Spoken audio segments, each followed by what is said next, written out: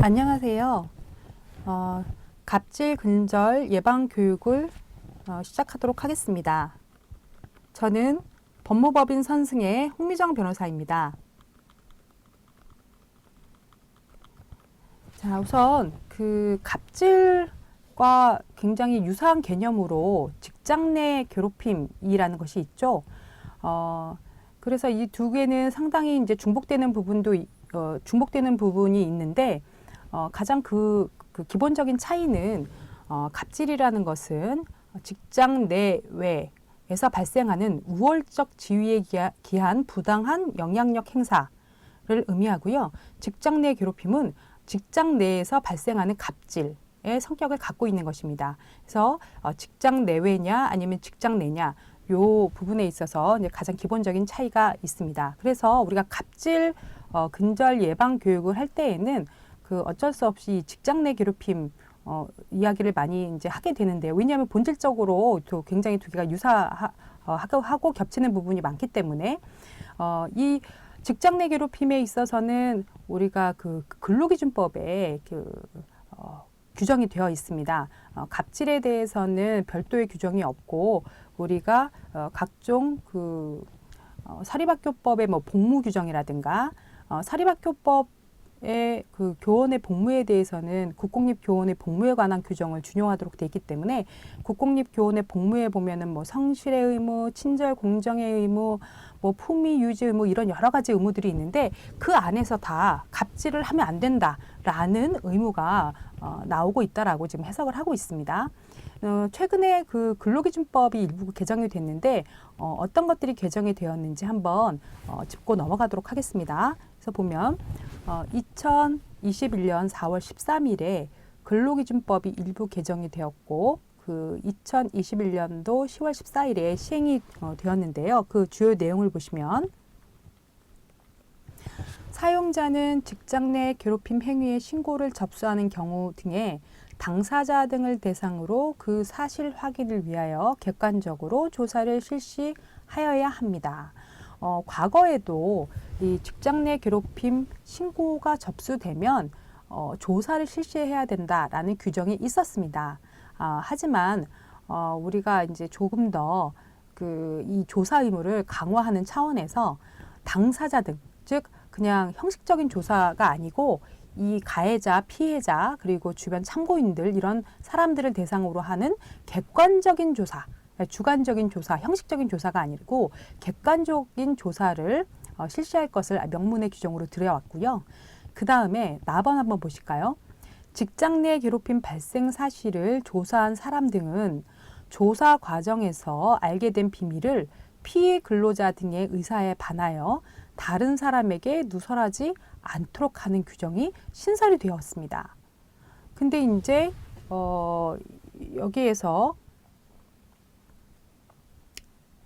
조심할 것은 여기 보시면 비밀 누설의 경우 500만 원 이하의 과태료에 처할 수 있도록 규정이 되어 있기 때문에 다시 말하면 처벌 규정이 존재한다는 사실입니다.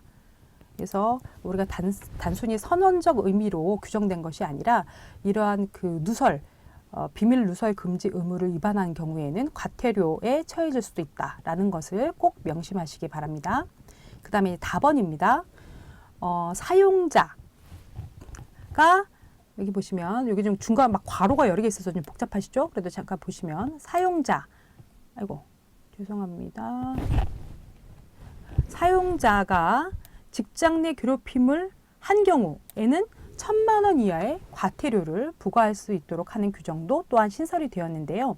사용자뿐만 아니라 사용자의 친족 중 대통령령으로 정하는 사람이 직장 내 괴롭힘의 가해자인 경우에도 1,000만 원 이하의 과태료를 부과할 수 있도록 되어 있는데 이 대통령령을 찾아보면 뭐라고 되어 있냐면 사용자의 배우자, 사촌 이내의 혈족, 사촌 이내의 인척 이런 사람들의 경우에는 사용자와 마찬가지로 직장 내 괴롭힘의 가해자라고 인정이 될 경우에는 1,000만 원 이하, 1,000만 원 이하의 과태료를 부과할 수 있도록 하는 근거 규정을 신설했습니다.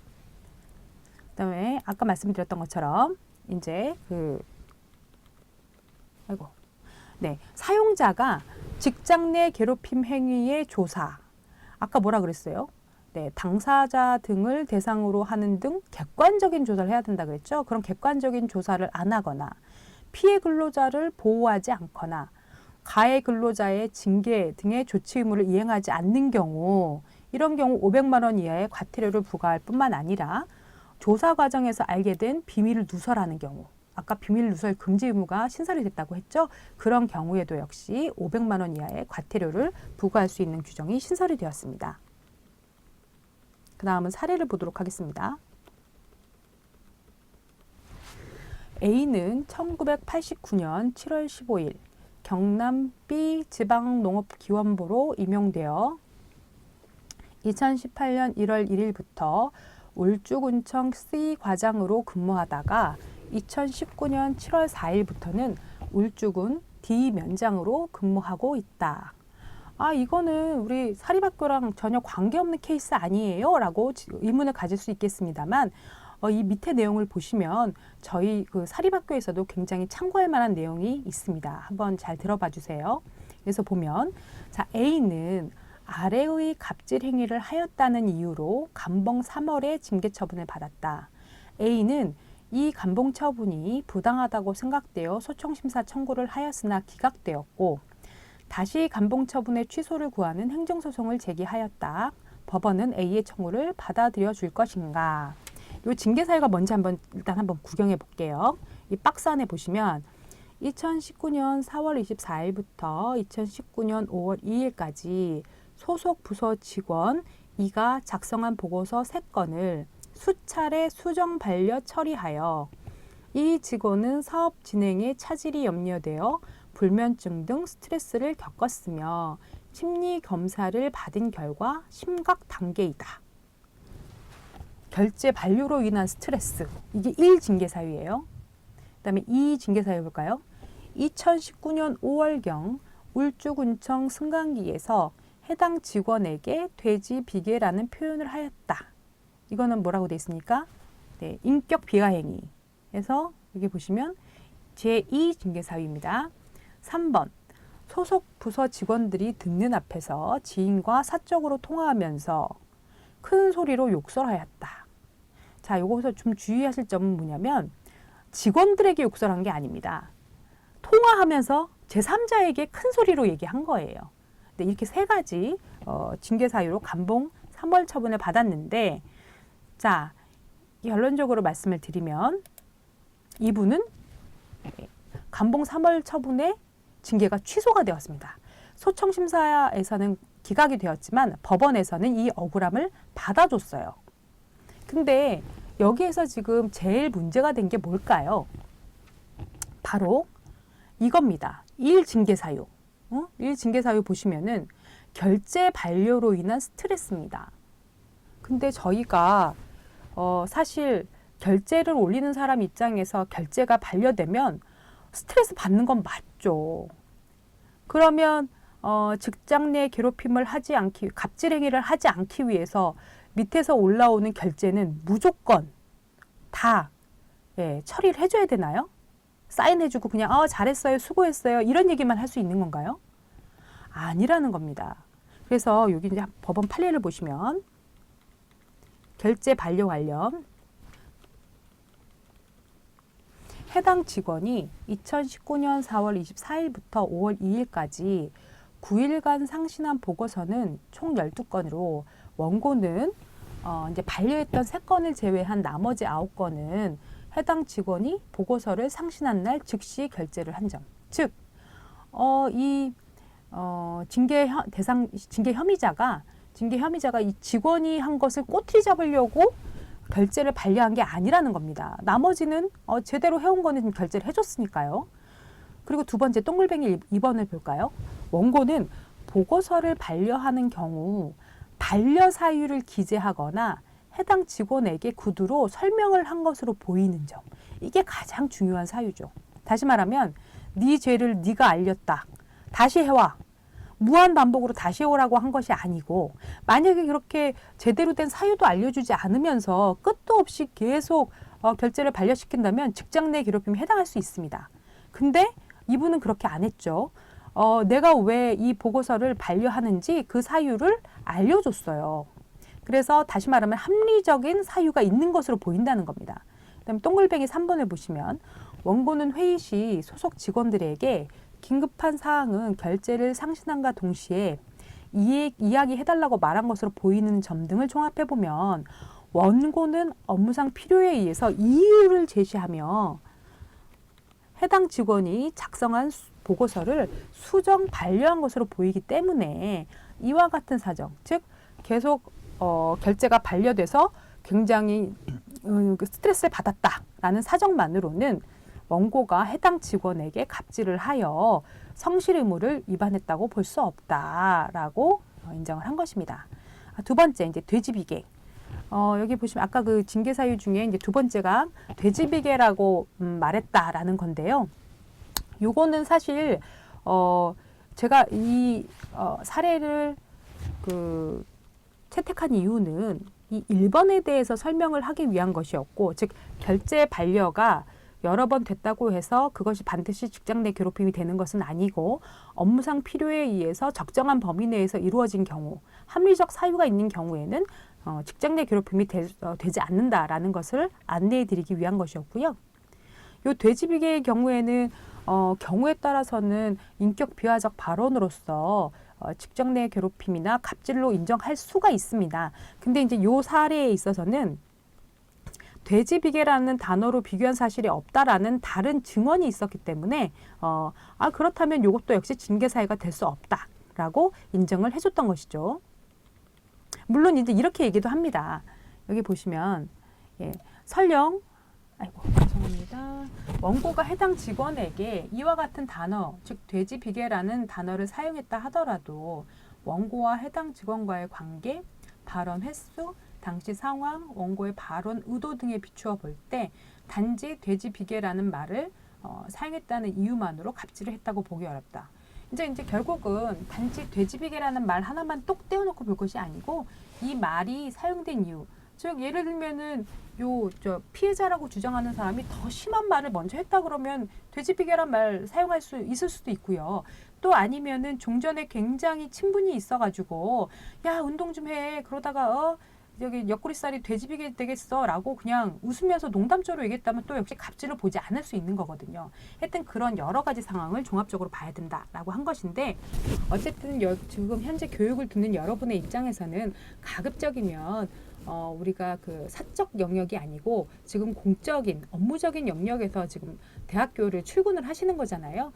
그러니까 이렇게 교직원 간에는 가급적이면 비속어나 이런 좀 상대방이 기분 나쁠 수 있는 말은 하지 않으시는 게 안전합니다. 마지막으로 큰소리 통화 관련 이것도 역시 징계 사유로 인정되지 않는다고 했습니다. 왜냐하면 아까 제가 말씀드렸던 것처럼 부하 직원에게 욕설을 하거나 큰 소리를 낸 것이 아니고 전화 통화하면서 굉장히 열받는 일, 근데 열받는 일도 좀 합리적인 일이었어요. 합리적으로 열받을 만한 일이 있어서 그 전화에 대고 한 거기 때문에 단지 그 주변에 있는 사람들이 뭐 위압감을 느꼈다는 이유만으로 갑질이라고 보기는 어렵다는 것인데요. 한번 천천히 읽어보겠습니다. 원고는 2019년 3월경 농업협동조합장에게 통화를 하면서 목소리를 높였던 사실은 인정하고 있다. 근데 그 무렵 쥐농협 직원이 이제 여기 이제 원고가 소속한 그 소속 부서 직원에게 항의를 하며 부적절한 말을 했는데 그 말이 뭐냐면 아줌마 아니면 이런 호칭을 사용하거나 지금 공적으로 업무를 하는데 아줌마라는 호칭은 굉장히 좀 부적절하잖아요. 아니면 한 대 맞을랍니까? 라는 굉장히 불쾌할 수 있는 용어를 사용했기 때문에 이 사건을 보고받고 항의하는 과정에서 다소 거친 언동을 했기 때문에 그래서 이건 어떻게 보면 갑질의 개념이 아니다. 단지 목소리가 컸다고 해서 갑질이 아니고 이건 오히려 그 전화통화하면서 상대방한테 항의를 하는 의미이기 때문에 갑질이라고 볼 수 없다. 이렇게 해서 전혀 징계 사유가 인정되지 않는다라고 판결을 했습니다. 그 다음에 보시면 A 교수는 자신의 지도 학생이 대학원에 지도하면서 죄송합니다. 이거 오타입니다. 대학원에 진학하면서 다른 교수를 지도 교수로 하겠다고 하자 격분하여 전화와 문자로 폭언 등 정서적 학대를 하였다는 사유. 해당 학생의 졸업 종합시험 두 과목을 모두 0점 처리하였다는 사유. 참 대박이죠. 예, 예. 0점 처리하였다는 사유. 또 이로써 그러니까 당연히 그 학생이 가만히 있을 수가 없죠. 왜냐하면 졸업시험을 지금 두 과목이나 0점 처리했기 때문에 이 학생은 졸업을 할 수가 없는 상황이 됐거든요. 그래서 총장님한테 함과 동시에 교육부에다가 갑질 민원을 접수를 했습니다. 그래서 갑질 민원이 접수되자 인권센터가 해당 졸업 종합시험지, 왜냐하면 0점을 줬기 때문에 일단 학교 입장에서는 실제로 0점을 준 것이 부당한지 정당한지를 보기 위해서 제일 급선무로 필요한 것이 바로 시험지와 답안지를 회수하는 일이었거든요. 그래서 그 졸업 종합 시험지와 답안지를 제출하라고 그 교수님한테 요청을 했어요. 근데 교수님이 정말 너무나 이해할 수 없는 답변을 합니다. 뭐라고 하냐면 코로나19 예방을 위해서 폐기했다는 거예요. 학생들에게 배포했던 시험지와 거기에 적었던 그 답지를 모두 폐기했다는 정말 이해할 수 없는 그런 변명을 했습니다. 근데 더더욱 놀라운 거는 학교가 정말 최대한 선처를 해서 정직 2월 처분을 했어요. 정직 2월 처분을 했는데 이 교수님이 어떻게 보면 정직 2월 처분한 거를 굉장히 감지덕지 하셨어야 되는데 그럼에도 불구하고 자신은 억울하대요. 뭐라고 억울하다고 하는지 보세요. 여기 보시면 자, 나와 상의도 없이 지도교수를 변경한 것에 화가 나서 우발적으로 폭언을 했을 뿐이다. 근데 상식적으로 이 지도교수를 변경하고 안 하고 하는 것은 굉장히 중대한 일이기 때문에 그 제자가 이렇게 함부로 지도교수를 변경하는 것은 어떻게 보면은 거의 욕을 하는 것에 대해서 내가 좀 선처할 만한 요소가 있는 거 아니냐, 이런 좀 말도 안 되는 주장을 하셨고, 그 다음에 해당 학생이 실제로 시험을 못 봐서 0점을 준 거다, 이렇게 또 말씀을 하셨어요. 근데 재밌는 것은 이 졸업 종합시험은 두 과목 모두 주관식 시험이었습니다. 객관식 시험이었는데 뭐 예를 들면 답안지를 100주로 냈다고 하면 빵점을 줄 수도 있겠죠. 하지만 지금 주관식 시험이었는데 그리고 그 학생은 나름대로 뭔가를 써서 냈는데 지금 0점을 줬던 케이스인데 어쨌든 실제로 시험을 못 봐서 0점을 준 거고, 근데 그거를 확인하기 위해서 학교에서 이제 빨리 시험지하고 답안지를 내라라고 했는데 본인이 이제 불태웠다는 것이죠. 코로나 때문에. 그래서 또 코로나19 예방을 위해서 시험지와 답안지를 폐기한 것이니 자기는 정직 2월 처분을 수용할 수 없다 이러면서 교원소청심사 청구를 했는데 청구인의 주장은 당연히 안 받아주겠죠. 그래서 아니 이거 너무나 빤한 거를 홍변 왜 우리한테 소개를 시켜주나요? 제가 봤을 때 정말 갑질의 그 아주 끝판왕을 보여주는 사건이기 때문에 말씀을 드리는 거고, 이 사안에 있어서는 아주 그 예외적으로 교원소청심사위원회에서 해임도 가능한데 참 많이 선처했다라는 뉘앙스의 결정까지 내렸던 사안입니다. 그래서 특히 이제 이렇게 학생의 성적과 관련해서 부당하게 점수 부여, 더더구나 지금 빵점을 했잖아요. 이런 케이스에 있어서는 진짜 이렇게 학교가 온정을 베푸는 그런 아주 특수한 경우 이외에는 해임도 가능한 사안이기 때문에 각별히 유념하셔야 됩니다. 자, 갑질로 인해서 우리가 이제 갑질 신고가 들어오면 학교 입장에서는 당사자 등을 객관적으로 조사해서 이것이 갑질이 되는지, 그리고 직장 내 괴롭힘이 되는지, 이런 것들에 대한 이제 결론을 지금 내려야 되고요. 그래서 그에 상응하는 뭐 피해자 보호 조치뿐만 아니라 이제 징계 처분을 하게 되어 있습니다. 그래서 이제 사용자가 사용주로서 과하는 제재가 바로 징계인데, 단지 그것에 그치냐? 그렇지 않고 형사처벌까지 될 수도 있다는 겁니다. 그래서 경각심을 좀 일깨우기 위해서 제가 이제 형사처벌까지 된 사례를 여기 좀 소개를 지금 해드리려고 해요. 한번 천천히 읽어보겠습니다.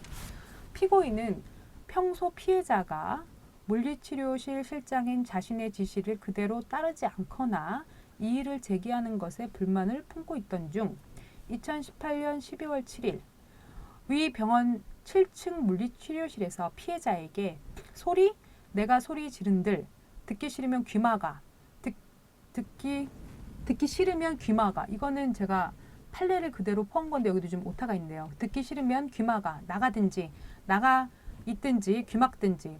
어디서 조용히 하라고 그러는 거야. 네가 함부로 나한테 그런 말을 하는 거야. 지금 네가 뭔데? 일개 신줄 주제라고 폭언한 것을 비롯하여.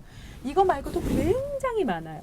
엄청 많습니다. 근데 제가 이제 딱 대표적으로 하나만 지명 관계상 떼놓은 건데, 그래가지고 4개월에 걸쳐 피해자에게 지속적이고 반복적인 인격을 침해하는 심하게 무시하는 폭언을 했다라는 것인데, 자, 이게 지금 뭐가 됐다고요? 상해죄가 됐다는 겁니다. 변호사님, 폭언을 했는데 어떻게 상해죄가 돼요? 왜냐하면 여기 뭐라고 돼 있냐면 피해자에게 6개월 이상의 약물 치료를 요하는 외상후 스트레스 장애 의증, 양극성 장애 의증, 우울증 의증 등의 상해를 가하였다. 네, 여러분 조심하셔야 됩니다. 이거 지금 나 우울증 걸렸어요라고 얘기하면 거의 우울증 진단 나옵니다.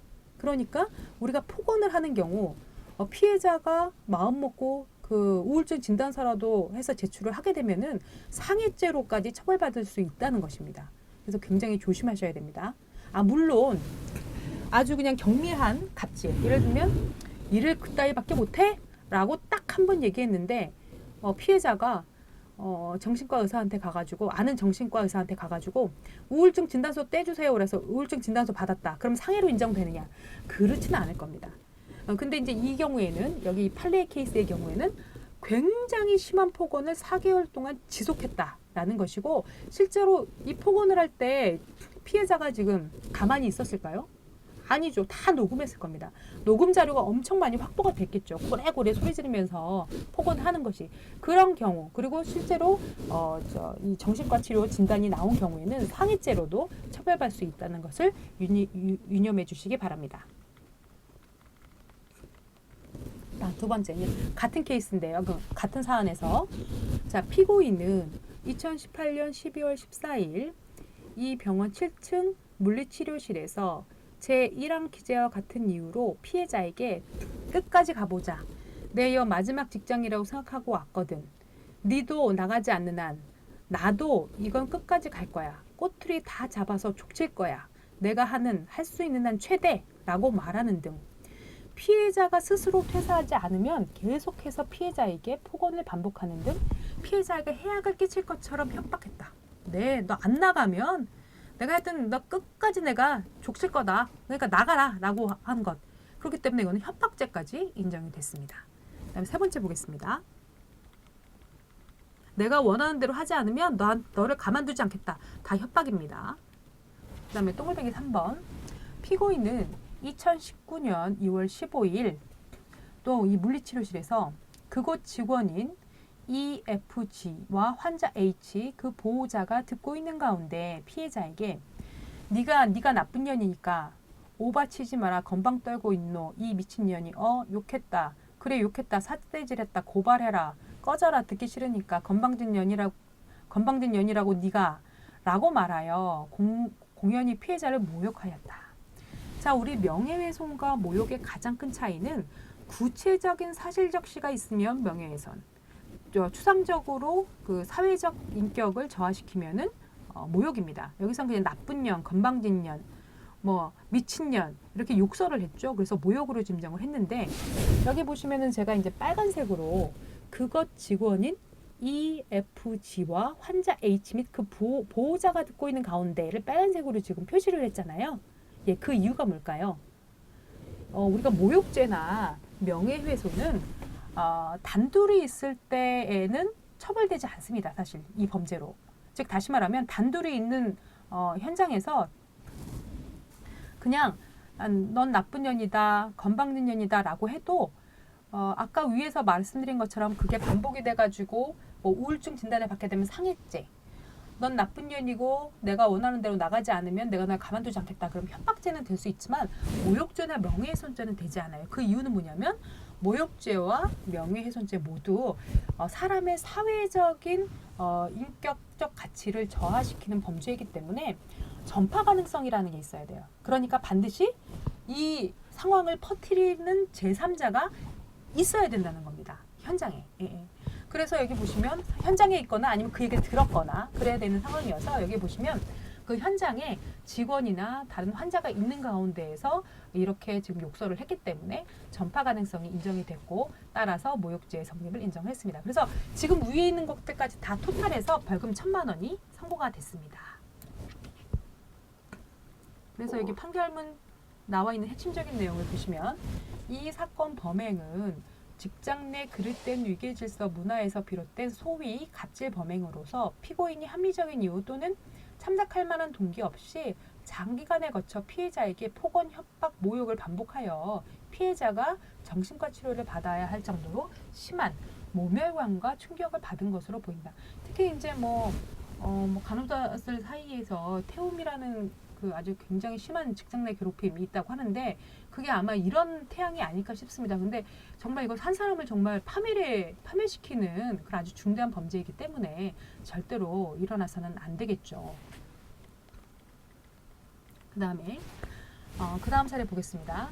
A는 B가 직장 내 성희롱 내지 직장 내 괴롭힘 행위를 등을 하였다고 밝히며 그에 상응하는 조치를 취해줄 것을 요청했고 임용권자 C는 성희롱 고충심의위원회를 개최하여 B의 행위 그래서 이제 성희롱 고충심의위원회에서는 피해자가 제기한 여러 가지 한 5개가 있었는데 그 중에 2가지를 이제 인정을 했어요. 그래서 B가 A에게 꾸부정하게 엉덩이가 튀어나와서 꼴 보기 싫으니 부서에서 없어져라 라고 말한 거, B가 A에게 정신병원에 가라 라고 말한 것, 이 2가지에 대해서 직장 내 성희롱 또는 괴롭힘 행위에 해당한다고 의결을 했는데, 자, 이런 경우 A가 B를 상대로 해서 민사상 손해배상 청구를 하였다. 이는 받아들여질 것인가. 자, 그래서 제가 뭐라고 했습니까? 갑질 행위 또는 직장 내 괴롭힘 행위를 했을 때 만약에 이렇게 가해자로 인정이 되면은 징계받게 되죠. 그 징계. 그리고 좀 전에 또 뭐라고 말씀드렸어요? 네, 상해죄, 협박죄, 모욕죄와 같은 형사처벌 대상도 될 수 있지만 거기에서 끝나는 게 아니라는 겁니다. 모두 인정이 된다? 그렇죠. 불법 행위에 기한 손해배상도 해줘야 됩니다. 그래서 이제 이 건에 있어서는 위자료 400만 원을 인정을 했습니다. 요 두 마디로요.